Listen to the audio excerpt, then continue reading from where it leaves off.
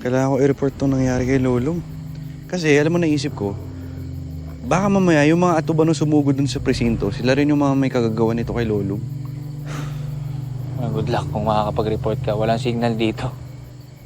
Kadalasan, magkakaroon ng signal dun sa may tubig papuntang Tumahan pa. Doon pa? Layo nun ah. Di baka meron yan dito. May mahagip. Kanina may bar. Ayan oh. Ah. Meron yun. May ay wala. Ayun! Yun! Ay, nawala. Teka. Tap. Ayun! Ay, nawala. Ba yan?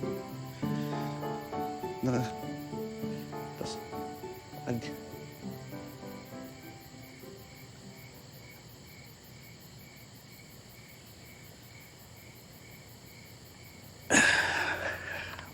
Tol. Ako masyadong isipin yun. So, rin naman ang galing di ba? Kagaling si Lolong.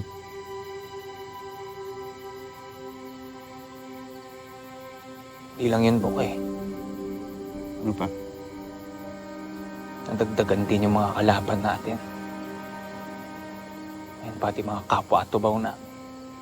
Sa mga taong gustong kumuha ng mga atubaw.